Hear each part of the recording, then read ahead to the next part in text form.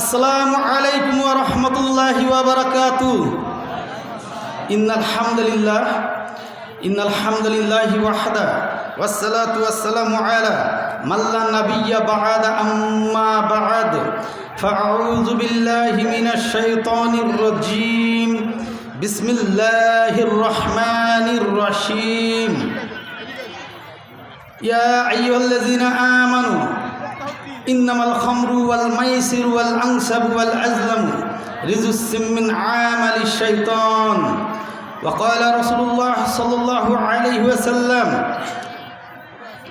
লা ইয়াদখুলুল জান্নাহ মাদমিনুল খামরি। প্রিয় দিনী ভাইয়েরা, আমরা আজকে এত সুন্দর একটি দিনী বৈঠক তথা আজকের এই মুসা বটতলা মাদ্রাসা প্রাঙ্গণ কর্তৃক আয়োজিত এই ওয়াজ মাহফিলে আমরা সুস্থতার সহিত আসতে পেরেছি এবং আল্লাহ তাআলা আমাদেরকে আসার তৌফিক দান করেছেন। তো যে আল্লাহ তাআলা আমাদেরকে সুস্থতার সহিত আজকে এত সুন্দর একটি মজলিসে আসার তৌফিক দান করেছেন, সেই মহান আল্লাহ তাআলার প্রতি আমরা সকলে শুকরিয়া আদায় করে বলি আলহামদুলিল্লাহ। সেই সাথে অসংখ্য দরুদ ও সালাম বর্ষিত হোক মানবতার মুক্তির দূত, নিরহংকার নবী, যিনি কাল কিয়ামতের দিন একমাত্র শাফায়াত করার যোগ্যতা অর্জন করেছেন, যেটা তিনি পৃথিবীতে জানার পরেও কোনো অহংকার পোষণ করেননি, এবং যে নবীর আদর্শকে অনুসরণ, অনুকরণ, অনুধাবন করলে আমরা কাল কিয়ামতের দিন হাসতে হাসতে আমাদের ডান হাতে আমলনামা নিয়ে জান্নাতে পৌঁছে যাব।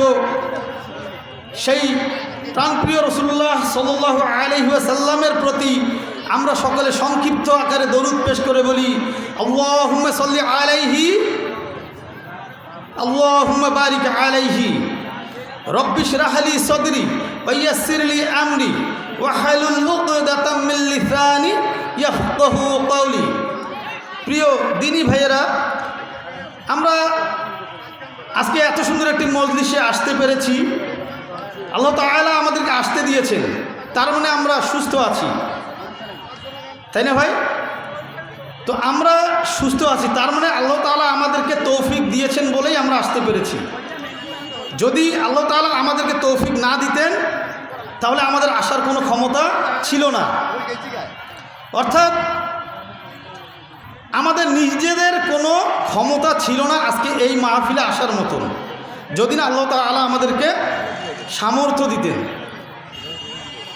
তাই রাসূলুল্লাহ সাল্লাল্লাহু আলাইহি ওয়াসাল্লাম বলছেন যে পৃথিবীতে যত নিয়ামত আছে, আল্লাহ তাআলা আমাদেরকে যত নিয়ামত দিয়েছেন তার মধ্যে একটি অন্যতম বড় নিয়ামত হলো সুস্থতা। as-sihhatu নিয়ামতুল্লাহ। সুস্থতা আল্লাহ তাআলার পক্ষ থেকে যতগুলো বড় বড় নিয়ামত আছে তার মধ্যে অন্যতম একটি নিয়ামত। আর আল্লাহ তাআলা আমাদেরকে যত নিয়ামত দান করেছেন তার মধ্যে শ্রেষ্ঠ নিয়ামত হলো এই পবিত্র কোরআনুল কারীম। তো আমি আমার ওস্তাদের সামনে বেশি কিছু বলার মতো সাহস বা শক্তি কোনোটাই নেই। তো আমি প্রথমেই ক্ষমা চেয়ে নিচ্ছি যদি আমার আলোচনায়, আমি তালেবে এলেম, যদি আমার আলোচনায় কোথাও কোনো ভুল হয়ে থাকে আমাকে ক্ষমা সুন্দর দৃষ্টিতে দেখবেন এবং ক্ষমা করে দিবেন, এবং আলোচনায় যদি আমার ভুল হয়ে থাকে কোথাও আমাকে আপনার শুধরিয়ে দিবেন, আমি শুধরে নেওয়ার চেষ্টা করব। আল্লাহ তাআলা যে কথাগুলো আমাদেরকে বলার তৌফিক দান করবেন এবং শোনার তৌফিক দান করবেন, তা বক্তা এবং শ্রোতা উভয়কেই আমল করার তৌফিক দান করুন। আমরা সবাই বলি আমিন। তো এই পবিত্র কোরআনুল কারীম আল্লাহ তাআলা আমাদেরকে দিয়েছেন পাঠ করার জন্য, তেলাওয়াত করার জন্য, এবং এই কোরআনুল কারীম অনুযায়ী আমাদের জীবনকে পরিচালনা করার জন্য আল্লাহ তাআলা আমাদেরকে তাগিদ দিয়েছেন, বারবার তাগিদ দিয়েছেন। অর্থাৎ কোরআনের জ্ঞান অন্বেষণ করা ফরজ। আপনি অনেক বড় ডিগ্রি নিয়েছেন, আপনি রাষ্ট্রনীতি, অর্থনীতি, physics, chemistry, zoology, botany, biology, তারপরে আপনি ডাক্তারি পেশায় অনেক বড় জ্ঞান অর্জন করেছেন, আপনি খুব ভালো ছাত্র, আপনি অনেক মেধা রাখেন, এই দুনিয়াবি জাগতিক কাজে আপনি অনেক মেধা রাখেন, কিন্তু কোরআনের জ্ঞান আপনার আমার নেই। কোরআনকে আমরা খুলেও দেখি না, কোরআনকে খুলেও পড়ি না। তাহলে এই দুনিয়ার যত জ্ঞান আছে এগুলো সব বিফলে যাবে কাল কিয়ামতের দিন যদি কোরআনের জ্ঞান না থাকে। সূরা আল হাজের 11 নম্বর আয়াত অনুযায়ী সে দুনিয়াতেও ধ্বংস, আখিরাতেও ধ্বংস, অর্থাৎ দুনিয়াও তার জন্য ক্ষতিগ্রস্ত হয়ে দাঁড়াবে, কাল কিয়ামতের দিন আখিরাতে তার সামনে ক্ষতির সম্মুখীন হয়ে দাঁড়াবে, তিনি ক্ষতিগ্রস্ত হয়ে দাঁড়াবেন। খসিরাত দুনিয়া ওয়াল আখিরাতা ওয়া যালিকা হুয়াল খুসরানুল মুবিন। খসিরাত দুনিয়া ওয়াল আখিরাতা যালিকা হুয়াল খুসরানুল মুবিন। সে দুনিয়াও ক্ষতিগ্রস্ত, কাল কিয়ামতের দিনও সে ক্ষতিগ্রস্ত। তো আল্লাহ তাআলা আমাদেরকে এত সুন্দর চোখ দিয়েছেন, কান দিয়েছেন, মস্তিষ্ক দিয়েছেন, বিবেক দিয়েছেন। এই বিবেককে খাটিয়ে কাজে লাগিয়ে আমরা আমাদের জীবনকে পরিচালনা করব কোরআন এবং হাদিস অনুসরণ করে, অর্থাৎ রাসূলুল্লাহ সাল্লাল্লাহু আলাইহি সাল্লামের বিধান অনুসরণ করে যাপিত জীবনকে আমরা অনুকরণ করে। তাই সূরা মুলকের 23 নম্বর আয়াতে আল্লাহ তাআলা বলছেন, কুল হুয়াল্লাযী আনশাআকুম ওয়া জাআলা লাকুমুস সামআ ওয়াল আবসারা ওয়াল আফইদাতা কালীলাম মা তাশকুরুন।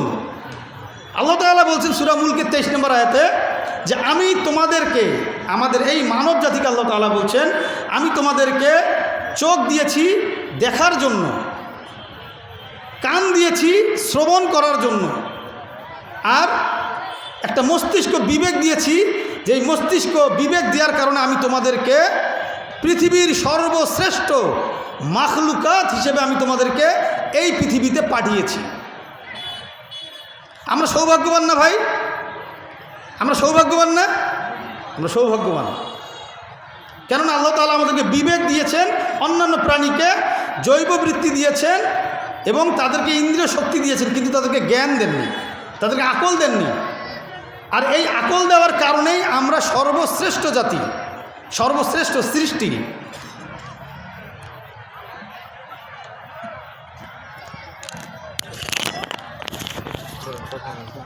তো কাল কিয়ামতের দিন আল্লাহ তাআলা আমাদেরকে যখন প্রশ্ন করবেন যে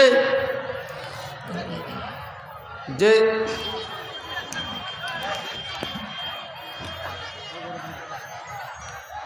কাল কিয়ামতের দিন আল্লাহ তাআলা আমাদেরকে প্রশ্ন করবেন, তোমাদেরকে আমি কোরআন দিয়েছিলাম, এই কোরআনের অনুযায়ী কতটুকু জ্ঞান অর্জন করেছো? কাল কিয়ামতের দিন এই কোরআন আমাদের পক্ষে অথবা বিপক্ষে সাক্ষী দিবে। চিন্তা করা যায়? আমরা একবার চিন্তা করে দেখি যে কোরআন আমাদের কাল কিয়ামতের দিন হয় আমাদের পক্ষে সাক্ষী দিবে, না হয় কাল কিয়ামতের দিন আমাদের বিপক্ষে সাক্ষী দিবে। কখন এই কোরআন আমাদের পক্ষে সাক্ষী দিবে? যখন আমরা এই দুনিয়ায়, যে ওস্তাদ বললেন কোরআনকে পড়তে হবে, পাঠ করার জন্য আল্লাহ তাআলা দিয়েছেন, আমরা যখন পাঠ করব, তিলাওয়াত করব, অর্থ বুঝে আমরা এগুলো পড়ে পড়ে আমরা মানুষের, নিজেও আমল করব, মানুষের মাঝে এগুলো ছড়িয়ে দিব। আল্লাহ তাআলা রাসূলুল্লাহ সাল্লাল্লাহু আলাইহি সাল্লামকে বলছেন, ফাযাক্কির ইন্নামা আনতা মুযাক্কির লাস্তা আলাইহিম বিমুসাইতির। হে রাসূল, আপনি শুধু দাওয়াত দিয়ে যান, হেদায়েত করার মালিক আমি। আপনি তাদেরকে পিটিয়ে মেরে ডাঙিয়ে আপনি তাদেরকে হেদায়েত করতে পারবেন না। হেদায়েতের মালিক, একচ্ছত্র মালিক আমি আল্লাহ তাআলা। কে বলছেন এটা? আল্লাহ তাআলা। আর এই পবিত্র কোরআনুল কারিমেই আল্লাহ তাআলা বলছেন, সূরা মাইদার 90 নম্বর আয়াতে আল্লাহ তাআলা বলছেন, ইয়া আইয়ুহাল্লাযিনা আমানু ইন্নামাল খামরু ওয়াল মাইসিরু ওয়াল আনসাবু ওয়াল আজলামু রিজসুম মিন আমালিশ শাইতান।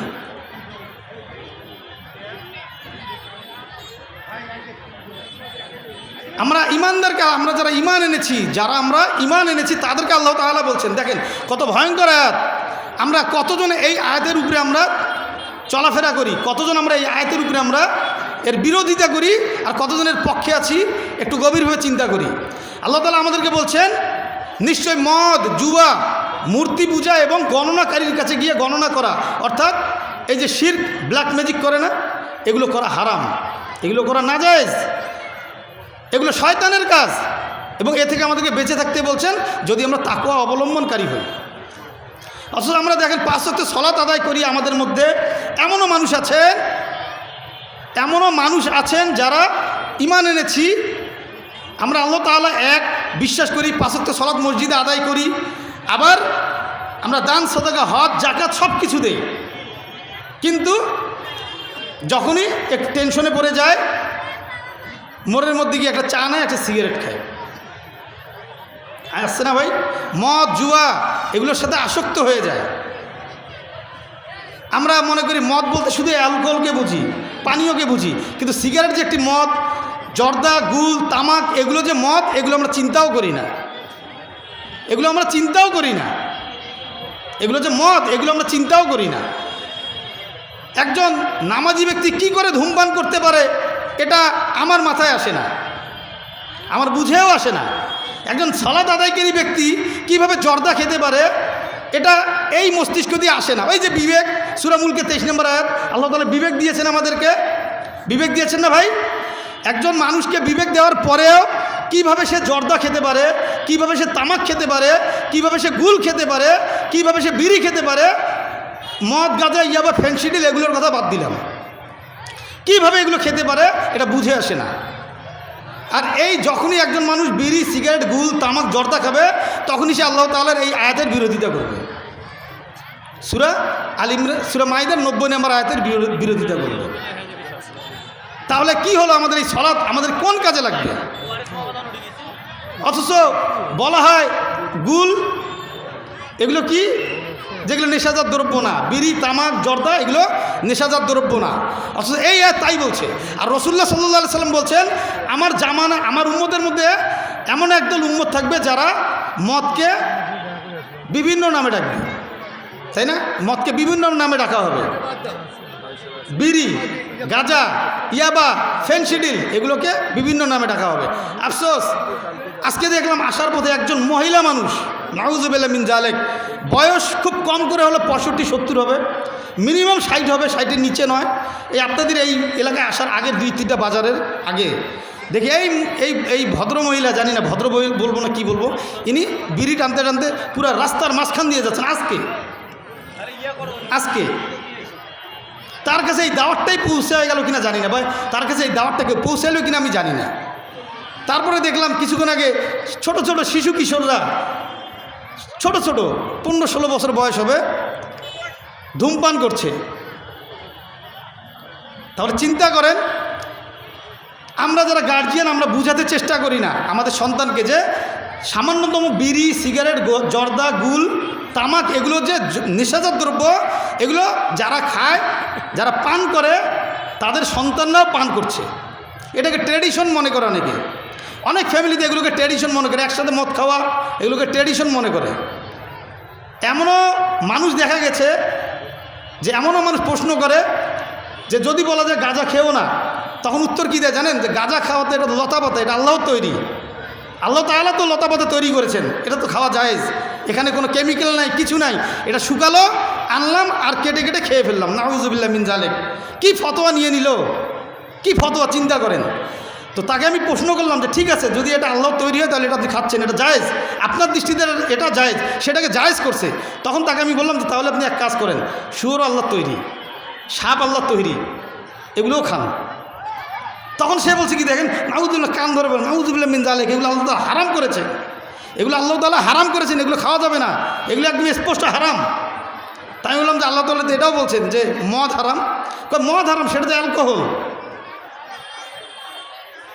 তার মানে পানীয় জাতীয় জিনিসকে তারা মদ মনে করছে, বিড়ি, সিগারেট, জর্দা, তামাক, গুলকে তারা মদ মনেই করছে না।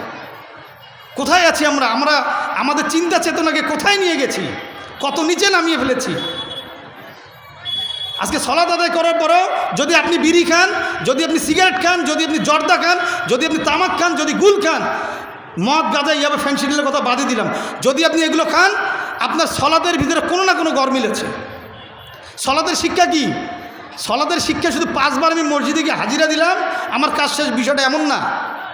সালাত হলো আমি যখনই 5 বার, যখন আমি ফজরের সালাত আদায় করব, তখন আমি জোহর পর্যন্ত নিরাপদ থাকব, জোহর পর্যন্ত আমি কোনো প্রকার মন্দ কাজ করব না, কোনো প্রকার মন্দ কাজ আমি করব না। তাহলে যখন আমি জোহরের সালাত আদায় করব, তখন আমি আসর পর্যন্ত কোনো মন্দ কাজ টানব না, করব না। আর যদি আমার পরিবারে আমি পারিবারিক শিক্ষা না দেই, তাহলে আমাদের সন্তানরা এই মদ গাঁজা ইয়াবা ফেনসিডিলের সাথে আসক্ত হয়ে যাবে। আজকে আমাদের যুব সমাজ ধ্বংস হয়ে যাচ্ছে, কোরআন থেকে দূরে থাকছে শুধুমাত্র এই নেশাজাত দ্রব্য সেবন করার কারণে। এই নেশাজাত দ্রব্য সেবন করার কারণে তারা এই মোবাইল, ফ্রি ফায়ার এগুলোর সাথে সারা রাত আসক্তিতে ভরে যায়, থেকে যায়, মত্ত থেকে যায়, এডিকশনে চলে যায়। তারপরে তারা রাত্রে ঘুমিয়ে পড়ে, ফজর সালাত আদায় করে না, ফজর সালাতটা আদায় করে না। অথচ এই মদ যা অল্প খাবেন সেটা যেটা অল্প খেলে, বেশি খেলে মস্তিষ্কে বিকৃতি ঘটে, সেটা অল্প খেলেও হারাম, সেটা অল্প খেলেও হারাম। রাসূলুল্লাহ সাল্লাল্লাহু আলাইহি সাল্লাম বলছেন, মা আকসারা কাসিরুহু ফাকালিলুল হারামু, যেটা বেশি গেলে মস্তিষ্কে বিকৃতি ঘটায় সেটা অল্প খেলেও হারাম।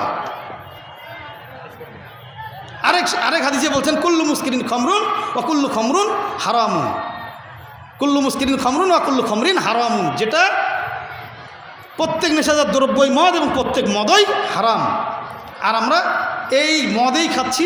আমাদের যুব সমাজ মদ খেয়ে আজকে মাতাল হয়ে যাচ্ছে। কোরআনের শিক্ষা নাই, কোরআনের জ্ঞান নেই, সালাত নাই, তারা বিভিন্ন ধরনের মন্দ কাজের সাথে জড়িত, শুধু মদ খাচ্ছে, নেশাজাত দ্রব্য সেবন করে বলেই আজকে যুব সমাজ যত ধ্বংসাত্মকমূলক কাজ করে। আল্লাহ তাআলা আমাদের সবাইকে এই নেশাজাত দ্রব্য থেকে বেঁচে আমাদের জীবনের সমস্ত কাজ হিকমার সাথে পরিচালনা করার তৌফিক দান করুন। সেই সাথে কোরআন এবং হাদিসের জ্ঞান অন্বেষণ করে আমাদের জীবনকে পরিচালনা করার তৌফিক দান করুন। আমরা সবাই বলি আমিন। আসসালামু আলাইকুম ওয়া রাহমাতুল্লাহি ওয়া বারাকাতুহু।